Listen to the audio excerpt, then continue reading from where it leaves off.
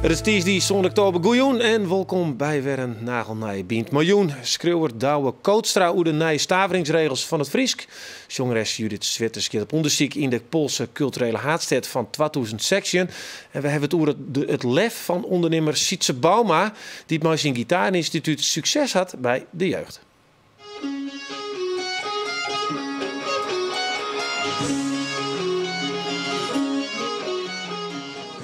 Ja, ziet ze een famke van Saus. Kist er dat?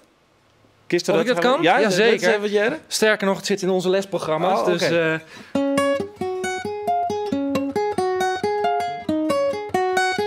Ja, dit is mooi. Nou, daar praten we aan. Verder was het al eerder onbiest. Want er zijn een heel soort jonge band die nou gitaar spelen, hè?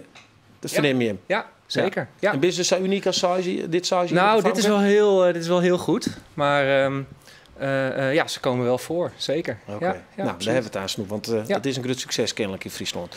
Nou is het wat oors, want ja, het heeft een heel soort bloed, zwit en trainen kosten. Maar het provinciebestuur is eruit. Er komt een green boekje van het Friesk, mooi een nieuwe stavering.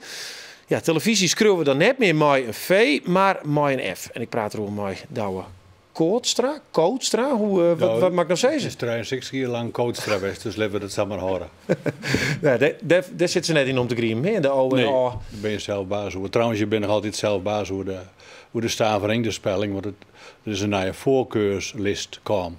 Er wordt niks voorschreeuwen, maar er zitten wat inconsequenties in. En die inconsequenties, die ben er uithellen. En ook kan je ook straks op de webline Friesk van de academie een mooie list vinden die wat consequenter, wat logischer in elkaar zit. Maar het wie wel wat een spannende dag. Je moet eens krek presenteert. Je bent je krek vanuit de provincie. Nee, in die zin, dit is wel wat televisionaire uitdruwing vanzelf. Er was een Lietse passenconferentie, werd bij deputaire Janne Witske de Vries het rapport min of meer symbolisch oerlange aan de provinciale steden. Maar je hebt toch een heel soort emotie in de passen. Ja, de schreeuwers leuk, academische leuk. Ja, er win. Nou, laat ik beginnen met te zeggen dat het maar een liedgroepje is altijd. Het Boppelaag. Het Friese volk ligt er absoluut niet wakker van, want het Fries is een spreektaal en geen schreeuwtaal. Maar als je daarover beginnen, dan komen er emoties los. Want mensen die werken met taal, die hebben die taal in het het. De schreeuwers vloeit die taal uit de vingers en uit de tekstverwerker. Dus dan kom je aan het ambacht. En alle ark van die schreeuwers leidt op een rietje. En als je dat ark een beetje verhoort in de volgorde, dan worden ze zenuwachtig. En als je straks die vakkastlist sjoggen, dan is het duidelijk. Het is bename van het onderwijs dan wat makkelijker, wat consequenter om de band het Fries te leren. Zullen we even een paar voorbeelden erbij pakken? Voorbeelden die we ervoor zetten kunnen. Die ik daartoe zit, dat kunnen we even zien. Televisie dus met een F wordt het nou. Droeg, dat wordt dus met een U-dakje. En eeuw wordt nou eeuw. Ja, met een V. Dat droeg even. Dat is heel logisch, ja, want het wie ik roeg met een U-dakje. Maar alles wat in het Nederlands OE is, of wat jij er in het Fries kijkt OE is, dat wordt nou een U met een dakje? Dat weet ik net, want ik had de officiële vakkastlist dan net zien, want officieel, maar provinciale steden, daar is nog een goedkeuring aan Jan. Mits december. Ja. En dan pas komt de list in de Iepenbierriet. Maar even naar de kern van de zaak. Dit vinden dus gewoon mensen vinden dit niet. Nee, dat een Lietse groep, een hele Lietse groep wetenskippers. Ja, die ben vanzelf hecht aan een bepaald systeem. Het was plastic een hele academische discussie op een heel hoog niveau. Net meer van gewone mensen te volgen. En die bieden haar daarin vast. En die slagen elkaar op geleerd niveau links en rechts met argumenten om me eren. Het gaat er vanzelf om dat jou de broekers gerieven. De mensen die het schreeuwen willen, die het leren moeten. De cursisten, de oerzetters en net de vierten, de mensen in het onderwijs. Ja. Denk je het om? Maar de mensen zoals denk ik Judith. En, ja, nou als ze roeg en droeg beide met uw dakjes schreeuwen, net op een verschillende manier, dan had die er alleen maar voordeel van. Want het mag nou beide. Zo simpel is dat mij beide is een vakkastlist. Maar als ik zou schreeuwen uit de Friese woorden, ik wil in mijn reisverhalen of in mijn column ik wat woordstrok rinkelen, dan mij dat alle keer. Dus iedereen raast of wordt er slachten. roept als een barig saluut, maar er is geen reden toe. Want het is een vakkaaslist, er wordt niks verplicht steld. Nee, maar het is wel zo toch dat het in het onderwijs, steeds met de maat wordt. Ja, als jou zegt, wij produceren bij oorheidshield leermiddelen, boeken, dan willen wij graag dat die vakkaastaveling broek wordt. En dat snap ik wel, want het is een vereenvoudiging. Maar uiteindelijk zult het al hier dat de generatie die nou krijgt, die houdt het trouw. En dan... Uiteindelijk weten het 24 hier de broekers net meer van dit moment. Dat is dus 20 jaar geleden bij de vorige verordening extra gongen en bij de vorige verordening idem dito. Dus is het in de leeswet. Okay. Maar ben je er zelf wie is mooi? Je bent ook voorzitter van Fries Dicté. Ja, na een Fries Dicté, twee jaar geleden begon het gedonder, want toen zei er er wie een woorden over bepaalde kwesties, door op in de tijd van een green boekje. En dat wie het begin. En dat is al 3 jaar geleden. Dus, en wanneer komt het boekje er? Ik weet net dat er een boekje komt. Die list is er en die list zit op boekjes bij ouderwets, dat wist ik wel. Ja. Het komt gewoon op het internet, op het web. Ja. Webline.friesk van de Frieske Academie. En daar is precies alles vinden. Okay, maar had ik hier in mijn tekst nog gewoon dat oorsdorp op mijn autocue maakt het net in wat u dus. Is geen probleem. Was op Janne Wietse komt net achter me. Heel dan, er is geen taalpolitie, het is een vakkaaslist. Als je verstandig bent, zul je als officieel bedrijf in de toekomst die vereenvoudiging volgen. Ja. En je bent verstandig, dus dat zal even goed komen in de toekomst. Nou, dus zullen we daar mooi onder gang wezen. Houden ze scherp op. Ja, we zullen even hebben hoe die gitaar, want krijg even op prachtig dien. Ziet ze, daar heeft een bijzonder verhaal. Want ik heb begrepen, Parnas, de kunst- en cultuureducatie in Leeuwen, die voel om. Die kreeg geen subsidie meer. Toen voelde ik een heel soort muzikale instellingsom. En bij hem gaat het hartstikke goed. En dus zullen we het even naar Gitaar Instituut Friesland. Ja. Vertel eens vertel die succesverhaal. Daarom zit je. Ja, het lijkt heel tegenstrijdig natuurlijk. Hè? Omdat muziek en cultuur staat niet bekend om de meest gunstigste sector om meer werkzaam te zijn. Zeker omdat Parnas en zo is omgevallen. Maar wij hebben toch een soort van constructie weten te bedenken, zodat wij zonder subsidies muzieklessen kunnen geven. Zullen we het eventjes duidelijk maken voor de mensen? Hoeveel leden doet je muziek of het Gitaarinstituut Oernaam? Ik denk een stuk of 60. En op hoeveel locaties? Ongeveer 10. Zie je. En nou, hoeveel binnen nou? 160. 160? Ja. En dus in 1 jaar of 2 jaar? 1 jaar. Ja, die heeft groeit. Ja. Heeft er een verklaring voor? Ik denk toch, we zijn heel erg bezig met de service, dus ook het product, zeg maar. Want als ondernemer heb je een product en volgens mij moet je daar heel erg mee bezig zijn om het product zo goed mogelijk te krijgen. En wat is het meest populaire instrument?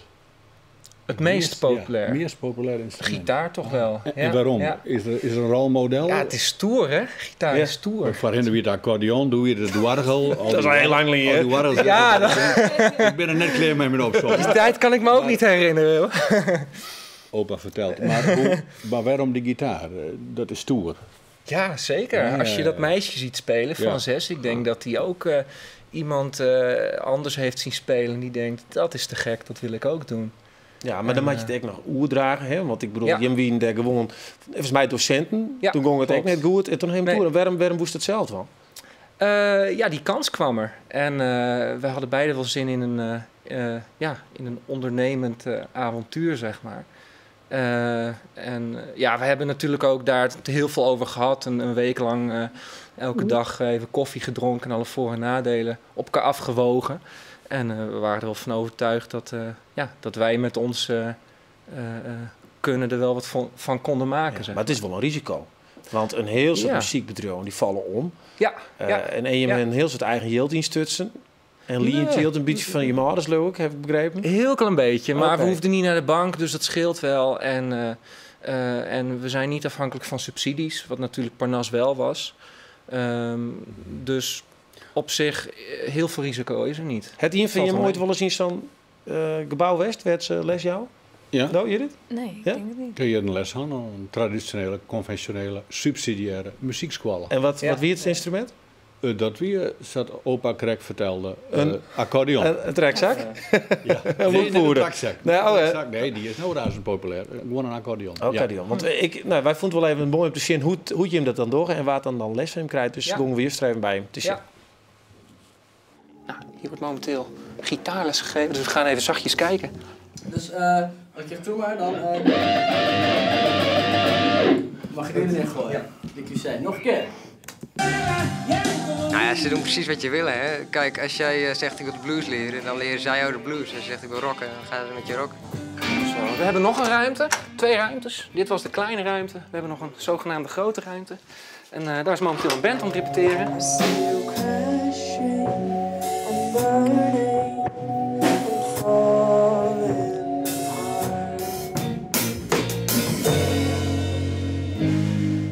Waarom dan precies voor bandcoaching gekozen? Oh, dat was gewoon een plan van het Gitaarinstituut zelf. En ik zei van ja, dat lijkt me wel leuk om te proberen dan.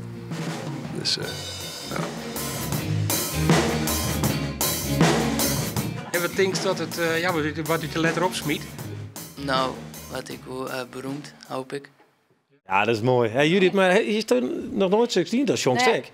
Ik ben wel bij Panas geweest vroeger. Maar ik dacht niet in zo'n iets als dit. Nee, maar dat is toch wel. voortgang? Ja. En dat wie de benauwdheid bestiert dat het al hier echt ophouden zo. Maar het vies ervan dat dit nou er nog is. Dit is natuurlijk hartstikke mooi dat dit er is. Want die kinderen hebben muziek nodig. En die cultuur van muziek, die moet ook blijven leven. Dus ik ben hartstikke blij dat jullie dit doen. Ja, en verneem je hem dat ik dat ouders er behoefte aan hebben en ik jongeren zo van dat toch die instrumenten er komen?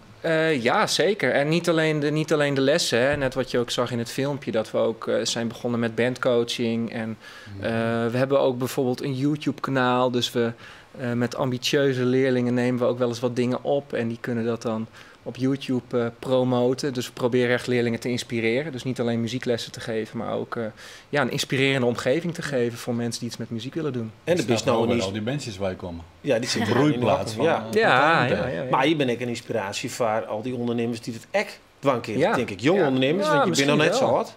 Wat zei ze wel het zin, nou laten we zeggen, een vioolleraar die het eigenlijk wel zijn bedrijf beginnen wil, omdat hij ziet dat het toch wel een goede zaak is. Wat zou zeggen? Ja.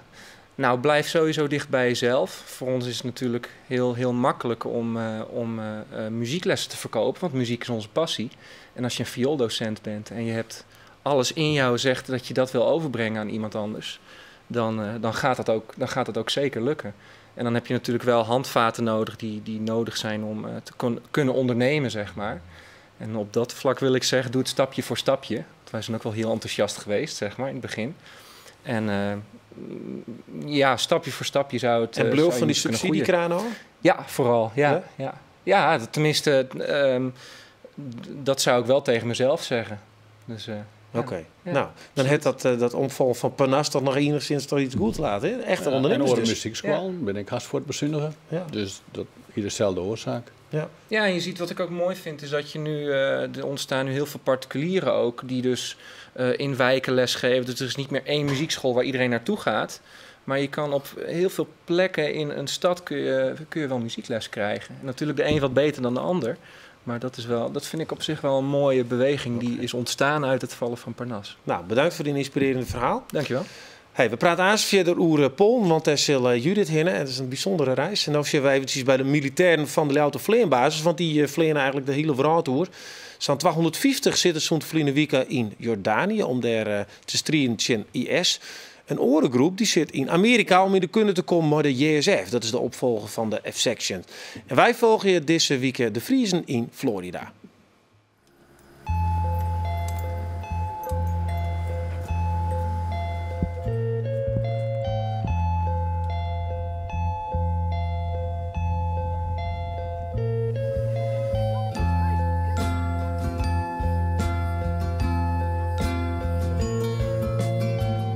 Ja, we hebben nu dus hier een gemeenschap en op Edwards wordt de gemeenschap steeds groter. En straks als wij hier klaar zijn met onze training, gaat dit detachement ook samengevoegd worden op Edwards. En dan zijn we 30 gezinnen, dacht ik ongeveer. Ja. Dit is nu Florida. Ja. Eerste stop, tweede stop wordt Edwards. Californië. Ja. Edwards, Californië. Ja. Dan moet je weer verhuizen. Ja, maar ook wel weer heel erg dat natuurlijk. En we willen gewoon de tijd die we hier zitten, willen we gewoon benutten om Florida te zien. En straks pakken we alles op, gaan we naar de andere kant van Amerika en dan gaan we daar alles bezien.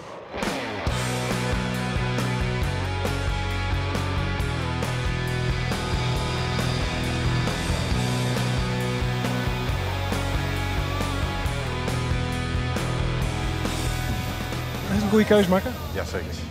Geen spijt van. Ik heb 17 jaar of 16 gedaan en dan wordt het wel eens een keer tijd om je grenzen te verleggen. En dit is denk ik wel een van de mooiere grenzen. Ja, maar ja, neemt iedereen mee zelfs, hè? Gezin, et cetera. Ja, alles gaat mee. Dus je kunt ook meegenieten van alles buiten het vliegveld. Het leven hier komt minder. Het komt minder, ja.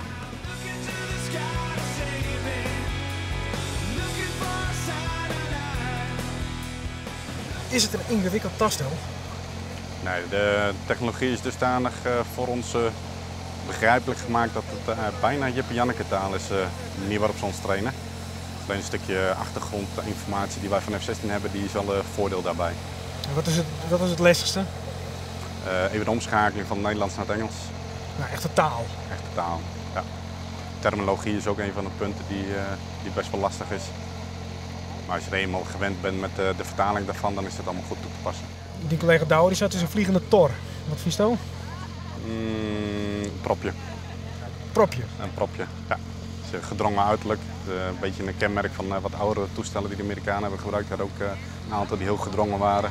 Waar de F-16 toch een heel slank toestel is. Verhoudingsgewijs is dit best wel een propje. Een beetje een anabole figuurtje die de sportschool uit kan rennen. Wat vind je nou het mooiste aan het taststel? De integratie van de wapens in het vliegtuig. Ja, alles zit binnen, hè? Ja. Maar dat maakt het ook wel lastiger. Want ik is net ergens boeken iets ophingen, maar daar je binnen. Wat ik precies? Ja, moet precies. Het is allemaal nauwkeurig. Er is eigenlijk geen ruimte voor fouten, want je zit zo tegen een rompdeel aan.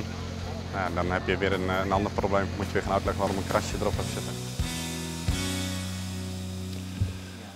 Ja, morgen ben we opnieuw in Florida om te zien hoe de American Way of Life de Friese militairen daar bevalt. Ja, we zullen het nog hebben over het project Zo'n Sterren, want hoe fjouwer hier is Leeuw het culturele haardstad. In de oren daaruit taggen verslaggevers van de Omroep en van de Leeuwarden Kranten op bezoek bij de sterren die het om 2018 ek culturele haardstad binnen. Nou, in elk team zit ook een enthousiaste jongere die zien of haar vakgebied onderzoekt. En dat is de eerste reis of de eerste persoon die reis maakt, dat is Judith Zwitters. Welkom. Dank u wel. Voor de mensen die hij nog net kennen, maar wel herkennen, hier kennen ze die van.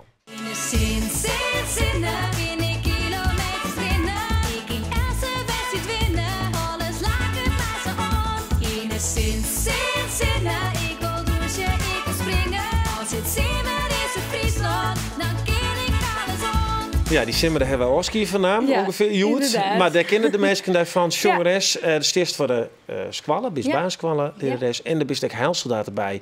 Het leger des Heils. Daar komen we nog wel over te praten. Eerst even hoe die reis naar het Poolse. Wrocław. Ja, Douwe is goed. Hoogstwaarschijnlijk. Want Douwe heeft de West. Dus binnen verschillende mogelijkheden. Wrocław. Nou, laten we het even Wrocław, ja. In 2016 is dat culturele haardstad. Ja. En ze hebben daar vrij al mooi te gaan. Maar Bart Kingma, uw collega van de Omroep, en Kirsten van Santen.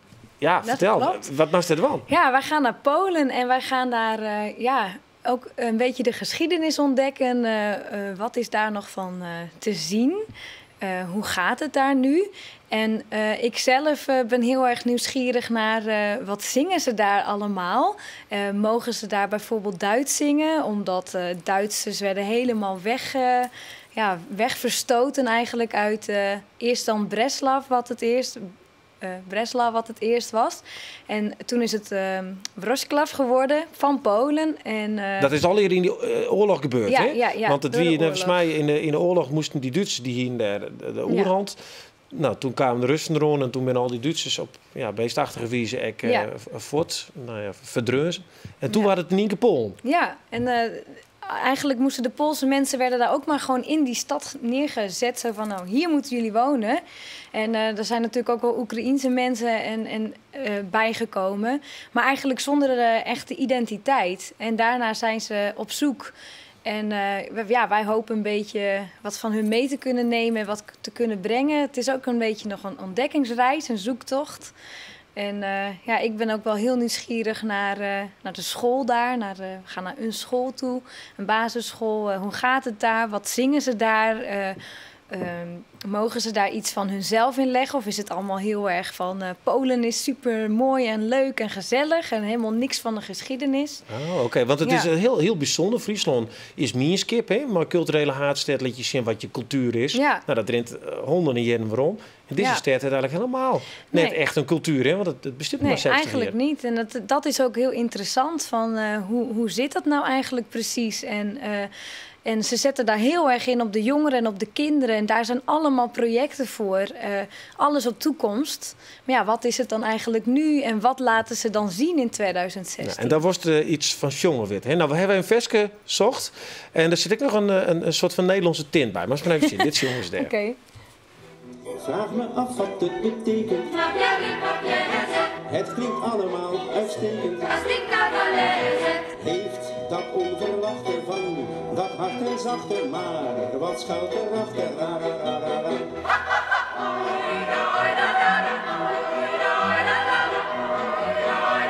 Nou, ik stuur dit versje wel even terug via YouTube, maar dat is even oefening. Kan ik nog wat leren? Maar die persoonlijke doel, er was dus bij de klassysteem, maar even dat orendoel, als heilsoldaten. Ja.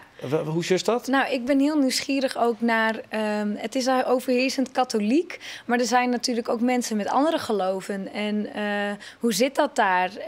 Hoe worden ze geaccepteerd? Er is een heel groot Roma-gemeenschap in het centrum. Die worden helemaal niet geaccepteerd. Hoe gaat dat dan?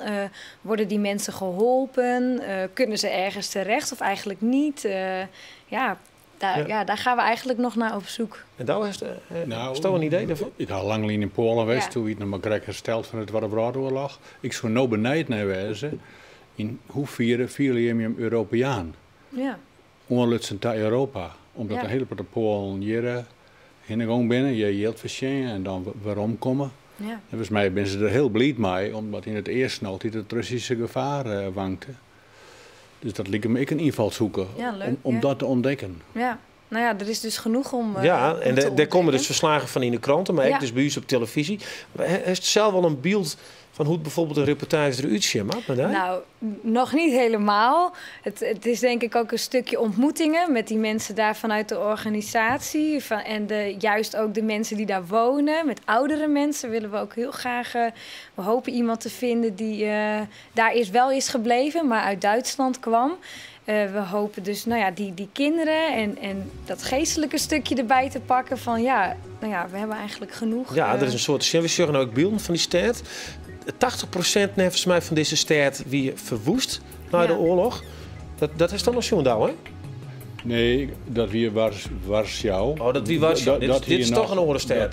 Dat hier oorlogskeer. Ja, nee, dit is een oorlogstad. Ja, dit is een oorlogstad. Maar dit was ook helemaal... dit was ook wel helemaal weg. Hebben ze wel helemaal opnieuw opgebouwd. En, Nog van oude aanzichtkaarten en oude tekeningen. En ze de hele steden weer opnieuw oplutsen. Ja. En wanneer is het voor jou mooi? Als bijvoorbeeld in een klassestien hebt en die band die zongen maar, wat is die moment? Ja, dat ze samen zijn. Als je zingt met een klas, dan heb je eenheid. En dat is natuurlijk ook iets waar zij naar op zoek zijn. Die identiteit, die eenheid. Wie zijn wij? En ze moeten eigenlijk samen één zijn. En dat zijn ze nog niet. Met de communicatie, wat voor taal? Want dat Pools is net makkelijk. Nee, ik hoop dat ze een beetje Engels kunnen. Dat we hopen. een beetje kunnen communiceren. Maar we gaan met een Pools camerateam op pad.